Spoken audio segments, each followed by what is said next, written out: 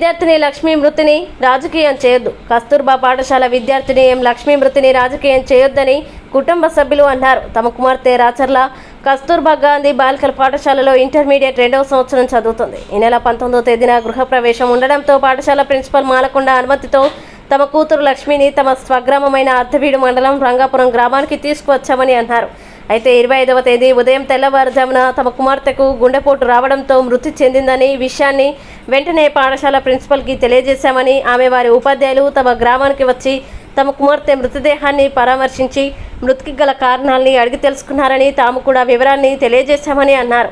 తమ కుమార్తె గుండెపోటుతో సాధారణంగా మరణించింది తప్ప మరో కారణం లేదని అన్నారు. అయితే దీనిపై కొందరు రాజకీయం చేస్తున్నారని, కేవలం ఇది వాళ్ళ సుప్రయోజనం కోసం చేస్తున్నారే తప్ప తమకు ఎలాంటి సంబంధం లేదన్నారు. దయచేసి తమ కుమార్తె చనిపోయిన బాధలో ఉన్నామని, దీన్ని అడ్డుపెట్టుకుని రాజకీయాలు చేయొద్దని వారు విజ్ఞప్తి చేశారు.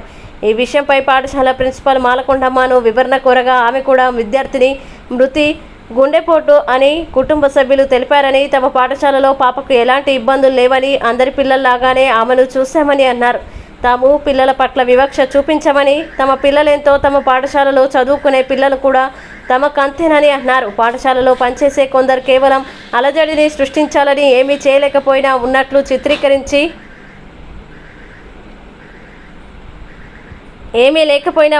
చిత్రీకరించి బయట వ్యక్తులకి లోపల విషయాలు చేరవేస్తున్నారని, వాస్తవంగా ఇక్కడ ఎలాంటి పొరపాట్లు జరగడం లేదని అన్నారు. విద్యార్థిని మృతికి తమకు కూడా బాధగానే ఉందని, కానీ విధిరాతను ఎవరేమీ చేయలేరని, కుటుంబ సభ్యులకి తమ ప్రగాఢ సానుభూతిని తెలియజేస్తున్నామని ఆమె తెలిపారు. విద్యార్థిని మృతిపై జిల్లా అధికారులు విచారణ జరుపుతున్నారని, ఏమైనా సమాచారం ఉంటే వారు తెలియజేస్తారని ఈ సందర్భంగా ఆమె తెలిపారు.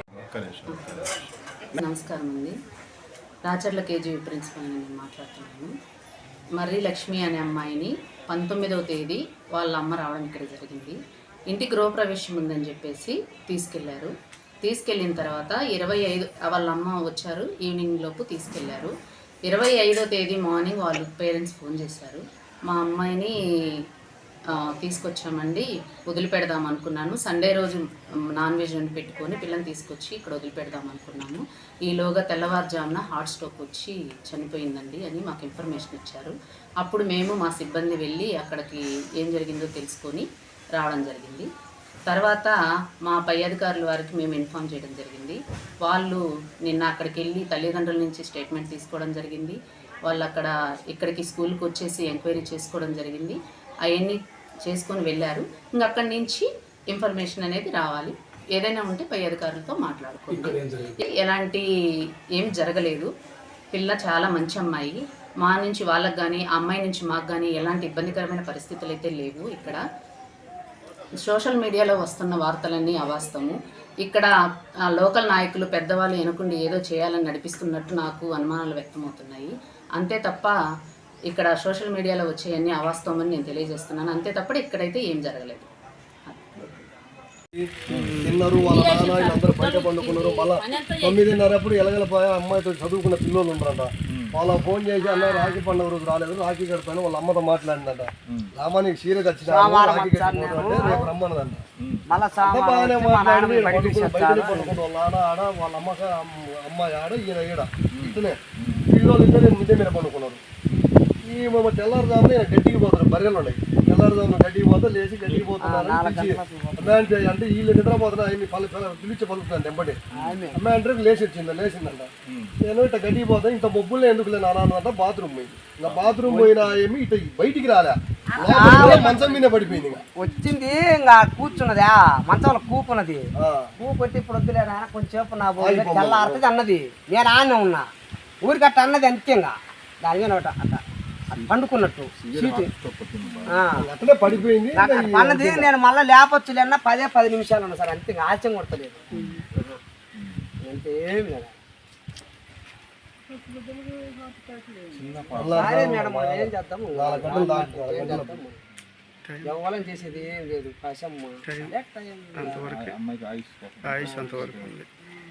డబ్బులు తీసుకోమ్మా అని ఇచ్చిన కూడా తీసుకోలేదు సార్ మా అమ్మాయి. టీచర్స్ వచ్చినారని మేడం వచ్చింది అట్లా ఏం లేవు కదా.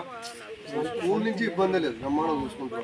ఇంకా ఆమె పంపాను, పై నుంచి ఆర్డర్ వచ్చే పంపించగాని లేక అంతవరకు పంపించడానికి లేదన్న. మేము బట్టి తీసుకొస్తున్నాం కరెక్టే లేదు. పై నుంచి ఆర్డర్ వచ్చిన దానికి నేను పంపాను.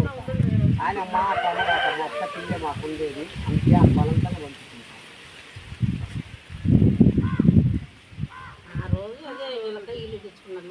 మనం తెచ్చుకున్నాం, మళ్ళీ మన ఇంతే పోతున్నామని తెచ్చుకున్నాం లేక మనకేం అవసరం.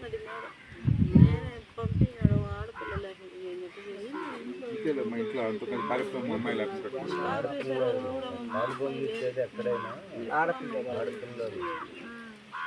అది కాదు నేను పంపి పైన చాట్ వచ్చి కనుక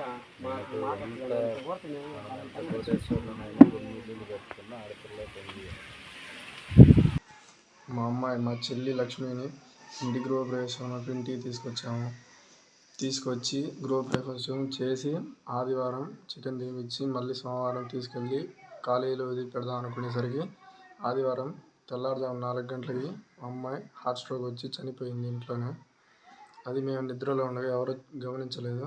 ఆర్ఎంపీ డాక్టర్ని తీసుకొచ్చి చూపించగా అమ్మాయి ముందే చనిపోయిందని చెప్పారు. కాలేజీలో కానీ స్కూల్లో కానీ మా అమ్మాయికి ఎటువంటి చెడు అలవాట్లు కానీ అలాంటివి ఏం లేవు.